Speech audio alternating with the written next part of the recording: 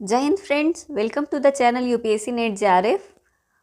आज हम इस वीडियो में पृथ्वी के आकार और गति के बारे में पढ़ेंगे और इसके कॉन्सेप्ट को भी समझेंगे। इसके साथ इसके एमसीक्यू को भी बनाएंगे, क्योंकि बहुत इंपॉर्टेंट होता है कि अगर हम किसी कॉन्सेप्ट को पढ़ें तो उसके साथ उसके पीवाईक्यू को भी ज़रूर लगाएं।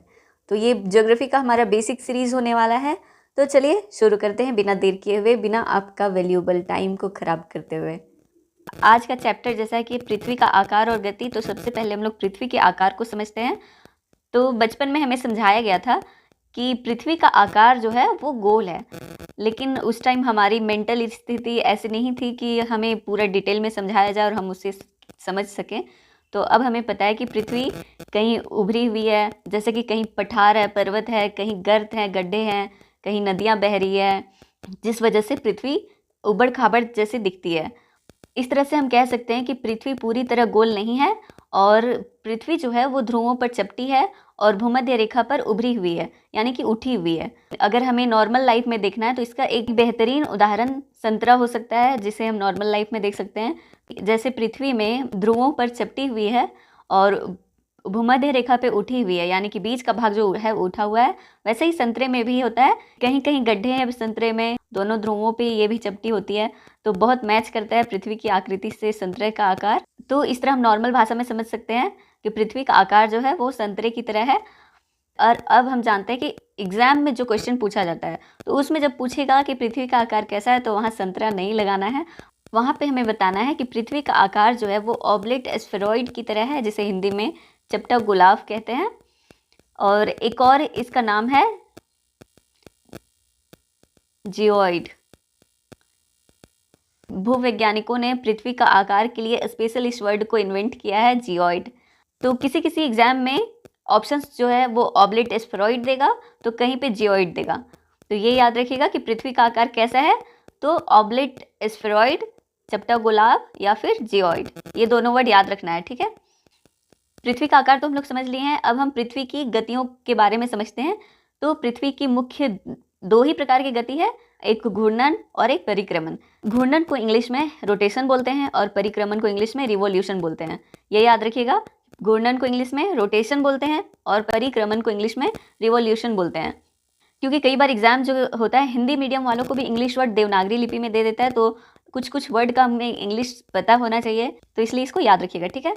तो अब हम समझते हैं कि घूर्णन क्या होता है और परिक्रमण क्या होता है, क्योंकि कई बार ये हमें समझाया जाता है पर हमें याद नहीं रहता है। तो इसको आज हम लोग पूरी तरह से याद कर लेंगे। सबसे पहले हम घूर्णन को समझते हैं, रोटेशन को, ठीक है। बचपन में अगर लट्टू खेले होंगे तो लट्टू को जब फेंका जाता है और वो घूमने लगता है, तो वो लट्टू जो है सो चारों तरफ घूमने के साथ साथ अपने अक्ष पे भी घूमते रहता है। वैसे ही हमारी पृथ्वी है, वो जब अपने अक्ष पे घूमती है लट्टू के जैसा, तो उसे घूर्णन कहेंगे। जब वो अपने स्थान पे ही घूमेगी तो उसे घूर्णन कहेंगे। जैसा कि यहाँ पे लिखा हुआ है, पृथ्वी अपनी धुरी पर घूमती है तो उसे घूर्णन कहेंगे, ठीक है। और इसका एक चक्कर जो है, यानी कि ये जो जैसे लट्टू एक बार पूरी तरह घूम लेगा, उसी तरह अगर पृथ्वी पूरी तरह एक बार घूम लेगी अपने स्थान पे, घूर्णन वो 24 घंटे में पूरा करती है, ठीक है। यानी कि एक चक्कर लगाने में उसको 24 घंटा लगता है पृथ्वी को। अगर पूछा जाए कि अगर पृथ्वी घूम रही है तो इससे क्या परिवर्तन होता है, इससे क्या होता है, तो इसका सिंपल सा आंसर है कि इसी की वजह से, घूर्णन के वजह से दिन और रात होता है, ठीक है। घूर्णन के वजह से क्या होता है, दिन और रात होता है।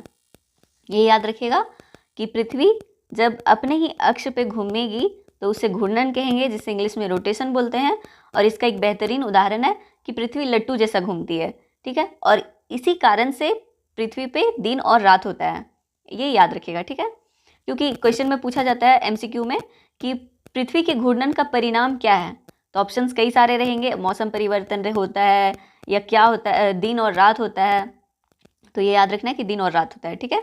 इसके एमसीक्यू में भी क्वेश्चंस देखेंगे। नेक्स्ट है, अभी हम लोग घूर्णन समझ लिए, अब परिक्रमण।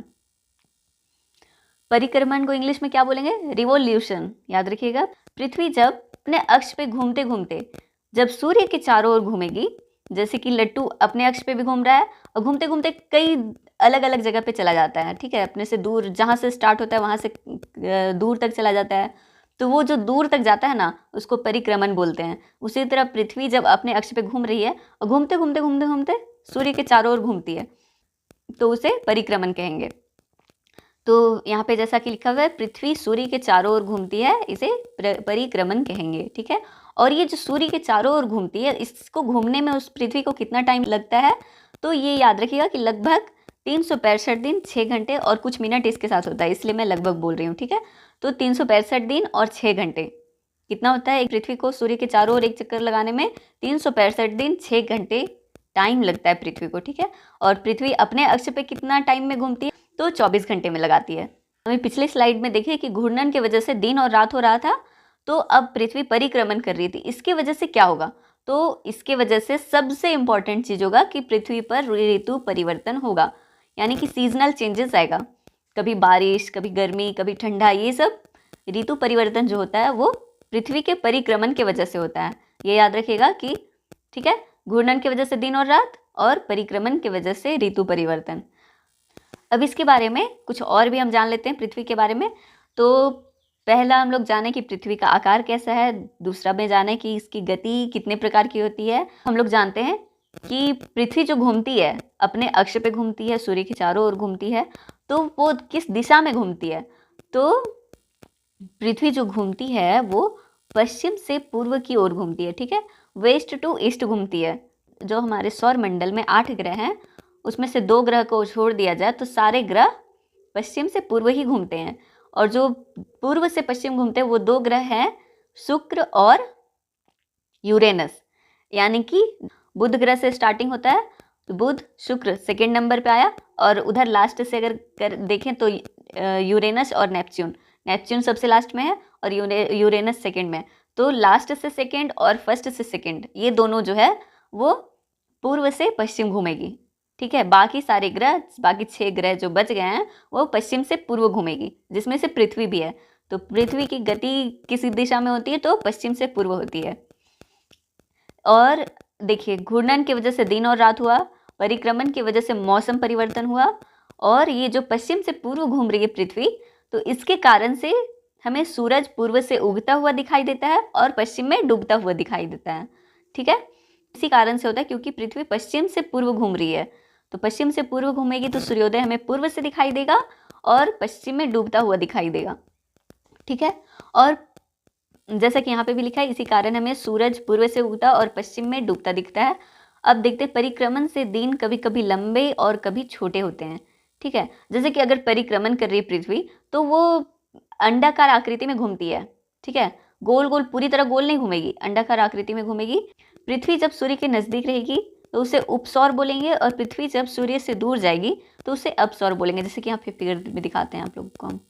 यहाँ पे मान लीजिए कि ये सन है, ठीक है, और ये हमारी पृथ्वी है, तो ये यहाँ पे नज़दीक है सन से, तो ये जो डिस्टेंस है इसको हम लोग उपसौर बोलेंगे। और जब यही पृथ्वी घूमते घूमते घूमते घूमते यहाँ पे आएगी, तो यहाँ सबसे ज़्यादा दूरी पे होगी पृथ्वी सूर्य से, तो इसे अपसौर कहेंगे।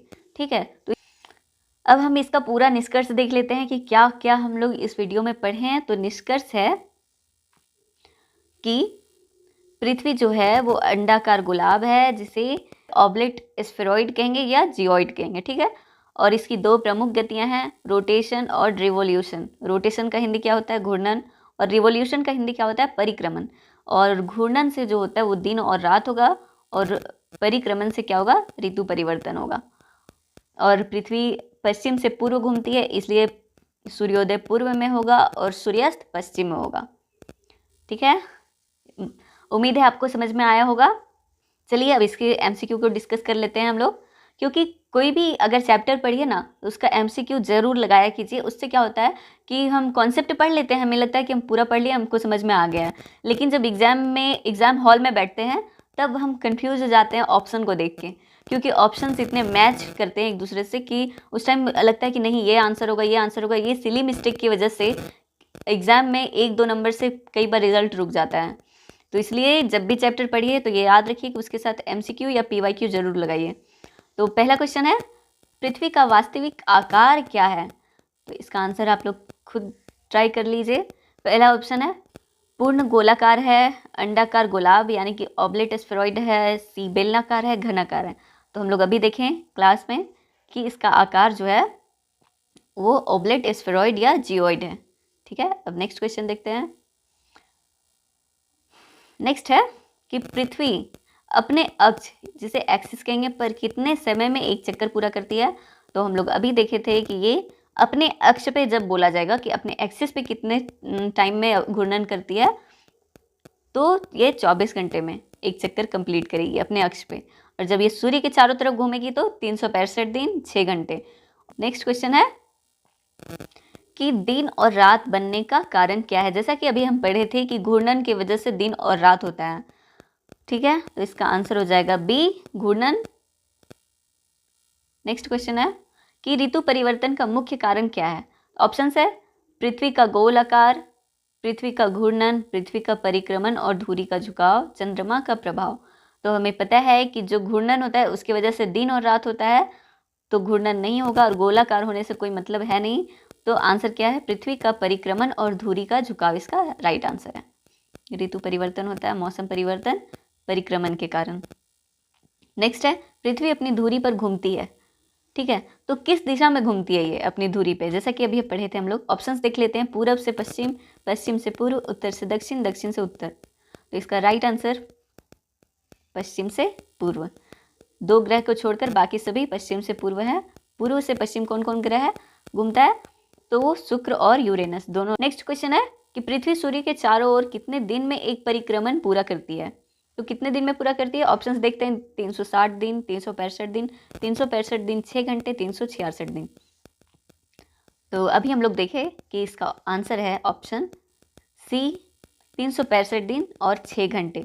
ये जो 6 घंटा है, इसी की वजह से 4 साल के बाद लीप ईयर आता है, क्योंकि अगर 6 घंटे हम 4 साल तक जोड़ते रहें, 6 घंटे 6 घंटे 6 घंटे 6 घंटे, तो ये 24 घंटा हो जाता है, जिससे एक दिन एक्स्ट्रा बढ़ जाता है। तो हमेशा तो 365 दिन होता है, लेकिन लीप ईयर में जो होता है वो 366 दिन हो जाता है। यही 6 घंटे ऐड होके एक दिन और बढ़ जाता है, तो वो लीप ईयर कहलाता है, ठीक है। नेक्स्ट देखते हैं, 6 घंटे अतिरिक्त होने के कारण हर चौथे साल एक दिन बढ़ाकर 29 फरवरी बनाई जाती है। इस वर्ष को क्या कहते हैं, अभी हम लोग डिस्कस किए। तो ऑप्शंस देखते हैं, सामान्य वर्ष, लीप ईयर, सौर वर्ष, चंद्र वर्ष। इसका राइट आंसर अभी हम लोग डिस्कस किए ही थे कि लीप ईयर होगा, ठीक है। नेक्स्ट क्वेश्चन देखते हैं, पृथ्वी की धुरी कितने डिग्री झुकी हुई है। ये हम लोगों ने इस चैप्टर में नहीं डिस्कस किया है। तो ऑप्शंस है 90 डिग्री, 23.5 डिग्री, 66.5 डिग्री और 45 डिग्री। तो धुरी कितने डिग्री पे झुकी हुई है, तो इसका राइट आंसर होगा 23.5 डिग्री पे झुकी हुई है, ठीक है। नेक्स्ट क्वेश्चन देखते हैं, पृथ्वी के घूर्णन का प्रत्यक्ष प्रमाण कौन सा है। पृथ्वी के घूर्णन का प्रत्यक्ष प्रमाण कौन सा है, ऑप्शन है ज्वार भाटा, ध्रुवीय तारे की स्थिति, दिन और रात, या मानसून। तो अभी हम लोग डिस्कस ही किए थे, पृथ्वी के घूर्णन की वजह से क्या होता है, दिन और रात, ठीक है। और जो पृथ्वी के परिक्रमण की वजह से क्या होता है, मौसम परिवर्तन। लास्ट क्वेश्चन है, यदि पृथ्वी का घूर्णन बंद हो जाए तो सबसे पहले कौन सी घटना रुक जाएगी। जब पृथ्वी अपने अक्ष पे नहीं घूमेगी तो कौन सी घटना रुकेगी, तो अपने अक्ष पे घूमने से क्या होता था, ऑप्शन है ऋतु परिवर्तन, दिन और रात का परिवर्तन, पृथ्वी का झुकाव, परिक्रमण। तो इसका राइट आंसर होगा दिन और रात का परिवर्तन नहीं होगा। अगर पृथ्वी घूर्णन बंद कर देगी तो दिन और रात नहीं होगा, ठीक है। तो ये हमारा चैप्टर बहुत सिंपल सा खत्म हो चुका है, पृथ्वी का आकार और गति। इस चैप्टर को हम लोग कॉन्सेप्ट के साथ, एमसीक्यू के साथ खत्म कर चुके हैं। अब हम लोग नेक्स्ट क्लास में देखेंगे पृथ्वी का अक्षांश, देशांतर और समय निर्धारण। इसको भी एकदम इजी वे में देखेंगे, ठीक है। उम्मीद है आपको समझ में आया होगा। तो मिलते हैं नेक्स्ट वीडियो में, तब तक पढ़ते रहिए और आगे बढ़ते रहिए। जय हिंद।